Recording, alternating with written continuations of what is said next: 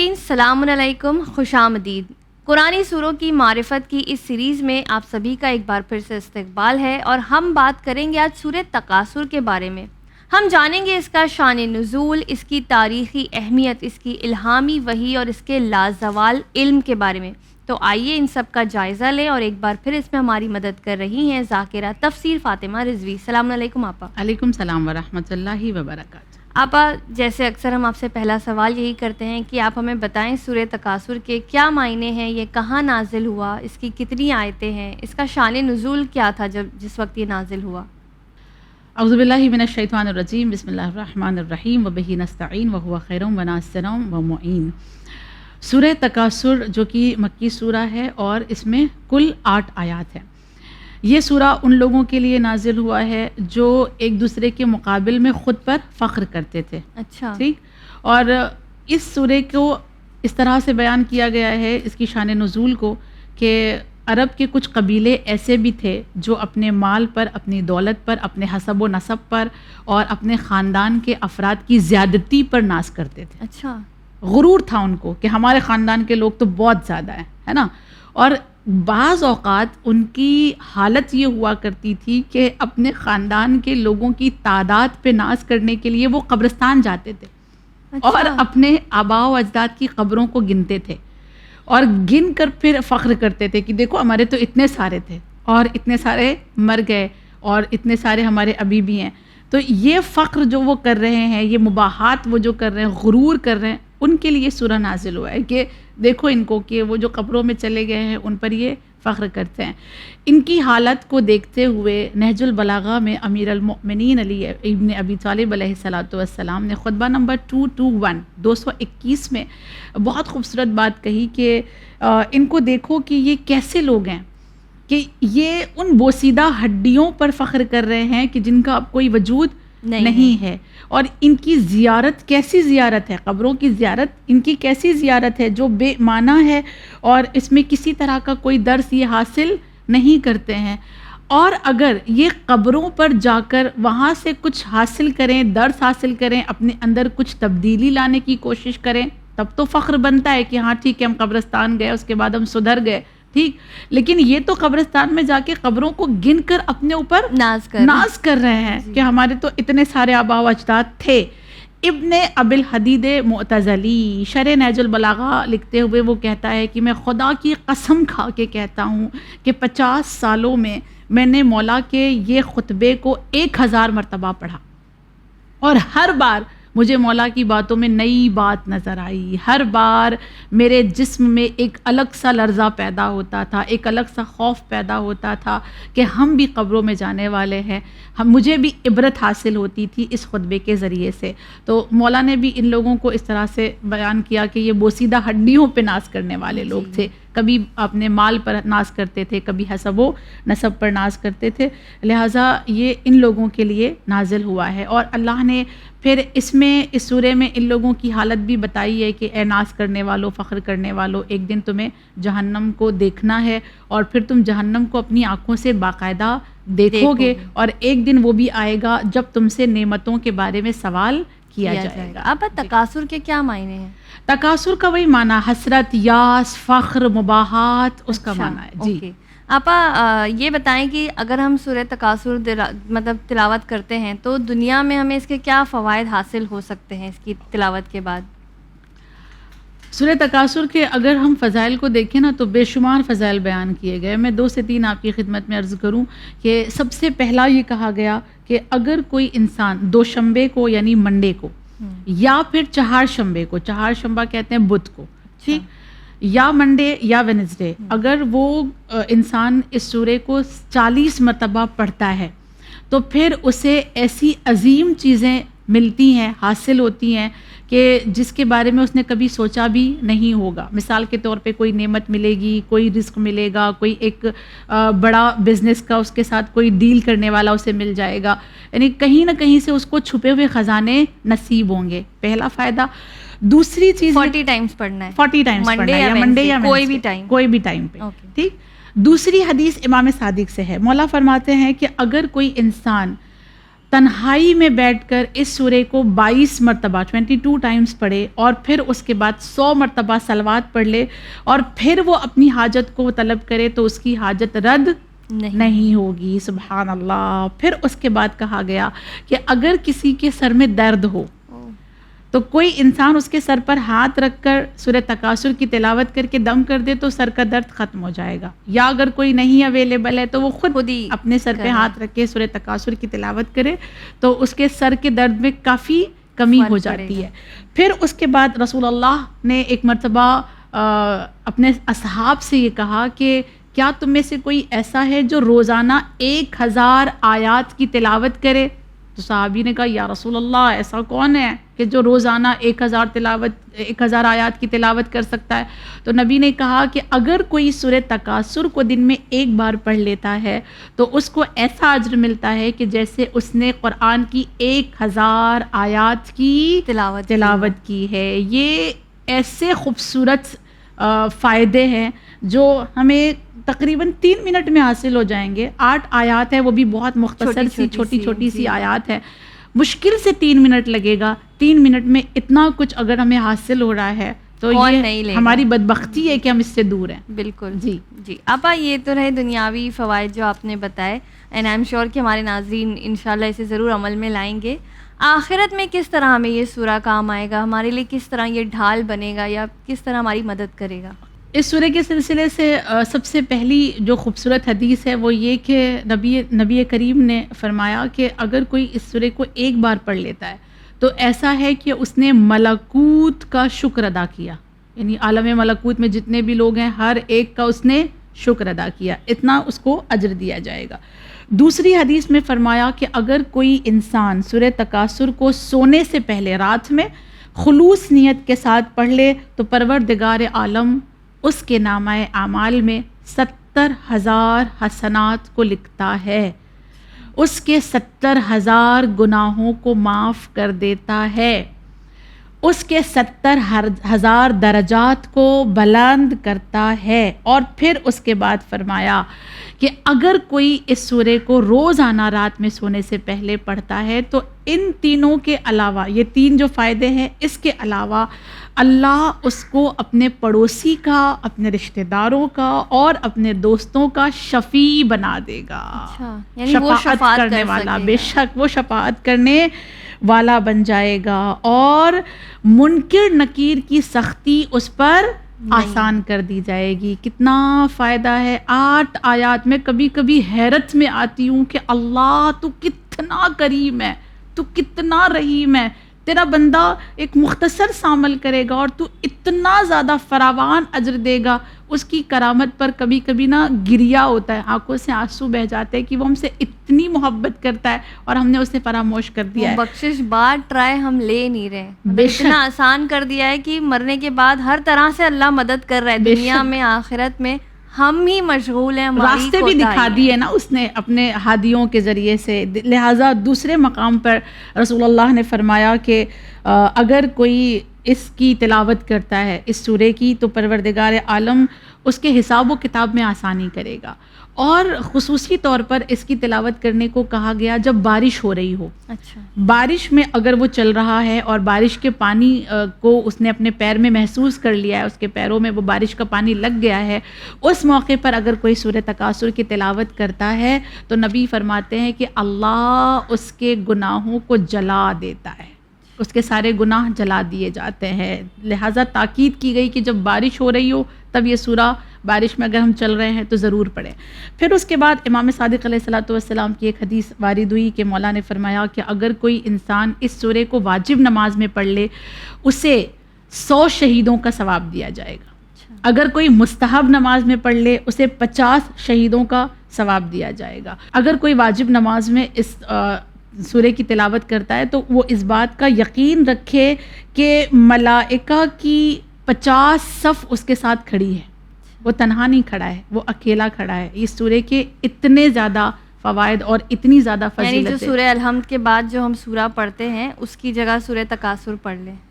جی یعنی اگر ہم سورہ حمد پڑھے اور سورہ حمد کے بعد جو دوسرا سورہ ہمارا ہوتا ہے وہ ہاں سورہ تکاثر پڑھے. اب موسٹلی ہم لوگ سورہ کوثر پڑھتے ہیں, سورہ قدر پڑھتے ہیں, ساری سوروں کو پڑھنا چاہیے تاکہ ہر ایک سورے کا ہمیں اجر حاصل ہو سکے. جی آپا, کیا یہ سورہ تکاثر کا کوئی عمل ملتا ہے کہ اس کو انجام دینے سے ہماری کوئی مشکل آسان ہو جائے یا ہماری کوئی حاجت پوری ہو جائے؟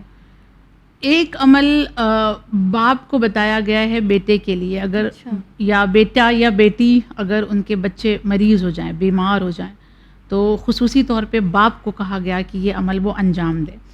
اور وہ عمل یہ ہے کہ آپ کو باپ کو جو ہے اگر بیمار بچہ ہے تو 2 رکعت نماز پڑھنی ہے, اور وہ بھی شب دوشنبہ. شرط یہ ہے کہ شب دوشنبہ ہو, یعنی منڈے کی شب ہو. منڈے کی شب میں 2 رکعت وہ نماز پڑھے. پہلی رکعت میں سورہ حمد کے بعد 11 مرتبہ سورہ تکاثر پڑھنا ہے. دوسری رکعت میں سورہ حمد کے بعد 13 مرتبہ سورہ تکاثر کی تلاوت کرنی ہے. نماز تمام کرنی ہے جیسے صبح کی نماز ہوتی ہے.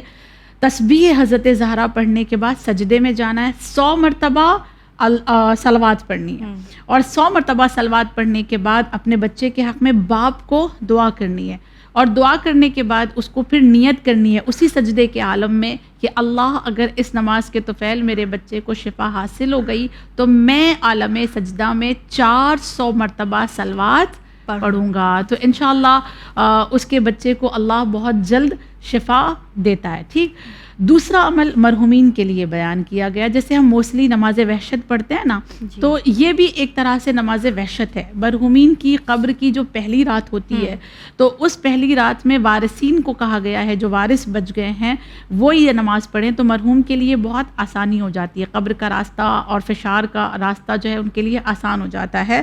اور وہ نماز اس طرح سے پڑھی جائے گی کہ پہلی رکعت میں سورہ حمد کے بعد 2 مرتبہ سورہ توحید پڑھنی ہے, اور دوسری رکعت میں سورہ حمد کے بعد 2 مرتبہ سورہ تکاثر کو پڑھنا ہے. نماز تمام کرنی ہے تسبیح کے بعد, اور اس کے بعد کہنا ہے اللہم صلی علی محمد و آل محمد وابعث ثوابها الی قبر ذالک المیت. اور اس کے بعد فلاں نام لینا ہے, جس کے لیے بھی آپ نے پڑھی ہے, نام لے کر اس میت کو یہ نماز ہدیہ کر دینا ہے. کہتے ہیں کہ بہت آسان اس کے لیے فشار کی منزل ہو جاتی ہے. اور جو زندہ ہیں ان کے لیے بھی یہ کہا گیا ہے کہ اگر وہ روزانہ رات میں پڑھ کر سوتے ہیں سورہ تکاثر کو تو فشار ہٹا دیا جائے گا, فشار ہوگا ہی نہیں اس کے اوپر اگر کوئی سورہ تکاثر کو اپنے دل میں بسا کر خالص نیت کے ساتھ پڑھے. یہ اس قدر اپنے اندر فضیلتوں کو سمیٹے ہوئے سورہ ہے. جی بالکل. آپا یہ بتائیں کہ یہ سورہ یا اس کی تفسیر ہم لوگوں کو کیا پیغام دے رہی ہے, ہمیں اس سے کیا پیغام لینا چاہیے؟ ہم اور آپ ولادت سے لے کر آخر سانس تک اللہ کے محتاج ہیں. ہماری کوئی اوقات ہے, ہماری کوئی بساط ہے, ہم ہوا چلا سکتے ہیں نہیں, ہم پانی برسا سکتے ہیں, بالکل ہم بیمار ہو جائیں تو اللہ کی مرضی کے بنا شفا لے سکتے ہیں, موت آ جائے تو اپنے دولت کے بلبوتے پر زندگی حاصل کر سکتے ہیں. کتنے محتاج ہیں نا. کچھ نہیں کر سکتے پھر غرور کس بات کا, صحیح بات ہے, فخر کس بات کا. سب سے اہم پیغام اس سورے میں یہی ہے کہ کبھی خود پر فخر نہ کرنا, کبھی اپنے آپ پر غرور نہ کرنا. اللہ کو سب کچھ پسند ہے, غرور پسند نہیں ہے. اور پھر جب علماء سے پوچھا جاتا ہے کہ کائنات میں ہونے والا سب سے پہلا گناہ کون سا ہے, تو کیا جواب دیا جاتا ہے؟ ابلیس نے سب سے پہلا گناہ کون سا کیا تھا؟ تکبر, غرور, فخر اپنے اوپر. اور کیا کہا تھا کہ میں تو آگ سے بنا ہوں, یہ تو مٹی سے بنے. یہ کائنات کا سب سے پہلا گناہ ہے اور تمام گناہوں کی بنیاد ہے, جڑ ہے. جب ایک انسان کے اندر غرور آ جائے, فخر آ جائے, تو پھر وہ بقیہ تمام گناہ کرنے سے پرہیز نہیں کرتا. اور اس فخر کی مذمت میں جو احادیث بیان کی گئی ہیں وہ میں ضرور یہاں پہ نقل کرنا چاہوں گی کہ کیا ائمہ نے بتایا ہے. سب سے پہلی حدیث امام صادق علیہ الصلوۃ والسلام کی کہ مولا فرماتے ہیں کہ کوئی انسان خود پر تکبر نہیں کرتا مگر یہ کہ وہ اپنے اندر کی ذلت کو دیکھتا ہے. یعنی جب وہ دیکھتا ہے کہ میں ذلیل ہوں, رسوا ہوں, میرے اندر کوئی کمی ہے, تو وہ اپنی اس کمی کو چھپانے کے لیے وہ فخر کرتا ہے. یعنی جو گھمنڈی لوگ ہوتے ہیں ان کے اندر ایک کمپلیکس ہوتا ہے. بے شک بے شک کوئی نہ کوئی کمی ہے جس کو چھپانے کے لیے وہ گھمنڈ کا مظاہرہ کرتے ہیں تاکہ وہ کمی ان کی چھپ جائے. اگلا جملہ بڑا خوبصورت، مولا فرماتے ہیں کہ مگر جب وہ یہ احساس کر لیتا ہے کہ میں حد کمال تک پہنچ گیا ہوں، میں ایک کمال کی منزل پر آ گیا ہوں، تو پھر وہ فخر اور غرور سے بالکل پاک ہو جاتا ہے. شیطان کے اندر غرور تھا، حضرت آدم کے اندر غرور تھا، کرنا چاہیے تھا نا، ملائکہ نے سجدہ کیا، ہاں ان کو حق تھا کہ وہ غرور کرے، مگر انہوں نے نہیں کیا، کیونکہ معلوم تھا کہ میں حد کمال تک پہنچ گیا ہوں. جو حد کمال تک پہنچ جائے پھر وہ غرور نہیں کرتا. دوسری حدیث آئی ہے اور وہ یہ کہ 3 چیزیں زمانہ جاہلیت کا عمل ہے. پہلا ستاروں سے بارش مانگنا، دوسرا شخصیت اور خاندان پر غرور کرنا، اور تیسرا اپنے حسب و نسب پر اترانا کہ میرا حسب و نسب تو ایسا ہے، میں تو سادات میں سے ہوں، میں تو رضوی میں سے ہوں. اور یہ تو ہم خوش ہوتے ہیں اس چیز پہ کہ ہم سید ہیں. ایک خوش ہونا ایک الگ بات ہے، اپنے اندر ایک خوشی محسوس کرنا ایک الگ بات ہے، لیکن گھمنڈ کرنا یہ پروردگار عالم کو پسند نہیں. اور یہ 5ویں آقا کی حدیث ہے کہ یہ عمل جو ہے حسب و نسب پر فخر کرنے والا عمل زمانہ جاہلیت کا عمل ہے. تیسری حدیث امیر المؤمنین نے فرمایا کہ 2 لوگ ہلاک ہو جاتے ہیں. ایک وہ جو اپنی غریبی سے، اپنی فقر اور غربت سے خوف کھاتے ہیں تو وہ ہلاک ہو جاتے ہیں. پھر جب ان کے اندر خوف آ جاتا ہے کہ میں تو غریب ہوں، میں تو غربت میں ہوں، میری زندگی تو بڑی دشوار ہے، غلط راستہ اختیار کرتے ہیں اور وہ ہلاک ہو جاتے ہیں. اور دوسرا وہ ہلاک ہو جاتا ہے جو اپنے لیے متکبر ہو جائے، جو اپنے اوپر فخر کرنے لگے، جو غرور کرنے لگے، وہ بھی ہلاک ہو جاتا ہے. لہٰذا نبی نے فرمایا، بہت خوبصورت بات، نبی فرماتے ہیں کہ میں تمہارے لیے فخر و فاقہ کو لے کر فکر مند نہیں ہوں. مجھے تمہارے لیے فکر نہیں ہوتی کہ تمہاری غربت کیا ہے، میں صرف اس بات سے ڈرتا ہوں کہ کہیں تمہارے اندر تکبر نہ آ جائے، کہیں تمہارے اندر غرور نہ آ جائے.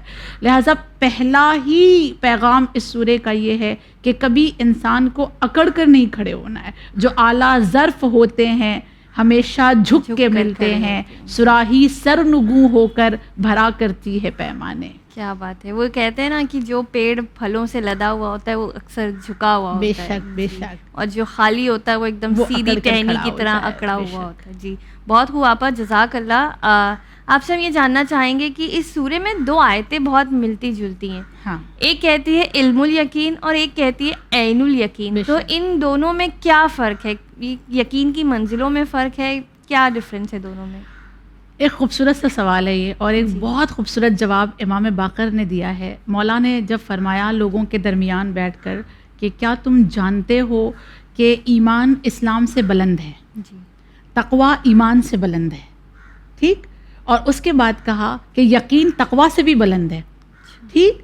یعنی اگر ہم نیچے سے لے جائیں تو اسلام، ایمان، تقوی، اور سب سے زیادہ بلندی پہ کیا ہوگا؟ یقین سب سے زیادہ بلند ہے. اور پھر مولا فرماتے ہیں مگر انسانوں کے درمیان سب سے کم جو چیز پائی جاتی ہے وہ یقین ہے.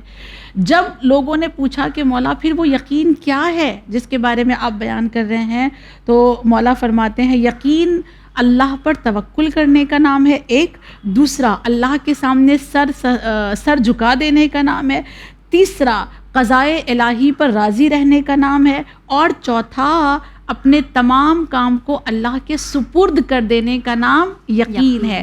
اور یقین کی پھر مولا نے 3 منزلیں بیان کی. ایک ہوتا ہے علم الیقین، دوسرا ہوتا ہے عین الیقین، اور تیسرا مرحلہ ہے حق الیقین. اس کو کیسے سمجھیں گے؟ علم الیقین یعنی کسی چیز کا علم ہونا. مثال کے طور پہ کہیں دور ہم دیکھ رہے ہیں دھواں اٹھ رہا ہے، تو اس دھوئیں سے ہم کیا سمجھ جائیں گے کہ وہاں پر آگ لگی ہے. اس کو کیا کہیں گے؟ علم الیقین. ہم جہاں دھواں اٹھ رہا تھا وہاں ہم پہنچ جائیں اور آگ کے شعلوں کو بھڑکتے ہوئے اپنی آنکھوں سے دیکھ لیں، عین الیقین. پھر چونکہ ہم نے دیکھ لیا ہے تو وہ کیا ہو جائے گا؟ عین الیقین. اللہ نے اس سورے میں کیا کہا کہ تم لتربن الجحیم، تم آگ میں ڈالے جاؤ گے اور پھر تمہیں عین الیقین ہوگا، پھر تم اپنی آنکھوں سے دیکھو گے اس بھڑکتی ہوئی آگ کو، تو وہ عین الیقین ہے. خوب، اس کے بعد تیسرا مرحلہ جو اس میں بیان نہیں ہوا وہ حق الیقین. حق الیقین یعنی پھر جس کو تم نے مشاہدہ کر لیا، دیکھ لیا ہے، اس کو تم محسوس کر لو. ٹھیک، ابھی تک ہم نے دھواں دیکھا تھا، پھر ہم نے شعلے دیکھے، اب وہ آگ کو کیا کیا، ہم نے تپش ٹچ کر لیا، محسوس کر رہے ہیں۔ اس کی جب حرارت کو محسوس کیا تو وہ کیا ہو گیا، حق الیقین۔ یہ یقین کے 3 مرحلے ہیں۔ ہم ذات الہی یا معاد کے سلسلے میں اپنے آپ کو چیک کریں کہ کون سے مرحلے پر، علم الیقین پر ہے، عین الیقین پر ہے، یا حق الیقین پر ہے۔ حق الیقین کی منزل جس دن آ جائے گی نا اللہ کے توحید کے لیے، اللہ کی عدالت کے لیے، اس دن دنیا اور آخرت ہماری کامیاب انشاءاللہ۔ بے شک، بہت خوب آپا۔ اب اس کی آخری آیت ہم سے کہتی ہے یوم اذن عن النعیم، تو یہ جو نعیم ہے یہ کس نعمت کے بارے میں اللہ سبحانہ و تعالی ہمیں بتا رہا ہے، کس کی طرف اشارہ کر رہا ہے؟ ثم لتسألن یومئذ عن النعیم، کہ وہ دن ہوگا جب تم سے نعمتوں کا سوال کیا جائے گا۔ امیر المؤمنین سے جب پوچھا گیا مولا یہ کون سی نعمتیں ہیں جس کے بارے میں سوال کیا جائے گا، تو مولا نے 2 چیزیں بتائیں، کہا ایک کھجور، دوسرا ٹھنڈا پانی، یہ 2 نعمتیں جن کا سوال کیا جائے گا۔ مگر جب ہم اس سورے کی تعویل میں جاتے ہیں اور ڈیپ میں جاتے ہیں تو چھٹے آقا کی بہت خوبصورت روایت ملتی ہے کہ مولا نے جب ابو حنیفہ سے بات کی تھی، گفتگو کی تھی، اور چونکہ وہ قیاس پہ بات کرتا تھا نا، تو مولا نے جب اس سے پوچھا کہ تیری نگاہ میں اس آیت کے کیا معنی ہے، کہ اللہ کون سی نعمت کا سوال کرے گا، اس دن کون سی نعمت کا سوال ہوگا، تو یہ ابو حنیفہ کہتا ہے کہ ظاہر سی بات ہے اس دن اللہ جو ہم پانی پی رہے ہیں اس کا سوال کرے گا، ہم جو کھجورے کھا رہے ہیں اس کا سوال کرے گا۔ خوب جب اس نے یہ جملہ کہا تو مولا نے کہا پھر تو تجھے حساب دینے میں بڑی دیر لگ جائے گی، کتنا پانی پیا ہے تو نے، ہے نا، اور کتنی کھجورے کھائی ہے تو نے، کتنا اللہ کی دی ہوئی نعمتوں کو کھایا ہے، تو کتنی دیر لگ جائے گی تجھے۔ اور دوسری بات، ابو حنیفہ تو مجھے بتا، تیرے گھر میں کوئی مہمان آئے گا تو آنے کے بعد جب تو اس کو کھانا کھلائے گا، پانی پلائے گا، تو جب وہ مہمان جانے لگے گا تو اس سے حساب لے گا؟ کہا مولا نہیں، میں تو نہیں لوں گا۔ کہا اگر کوئی حساب لے گا تو وہ کیا کہلائے گا؟ کہا مولا میری نگاہ میں وہ کنجوس کہلائے گا۔ تو پھر مولا فرماتے ہیں کہ اگر تو یہ تفسیر کر رہا ہے اس آیت کی کہ اللہ پانی کا اور کھجوروں کا حساب لینے والا ہے، یا کھانے کو جو ہم نے کھانا کھا لیا اس کا حساب لینے والا ہے، تو کیا تیری نگاہ میں اللہ بخیل ہے؟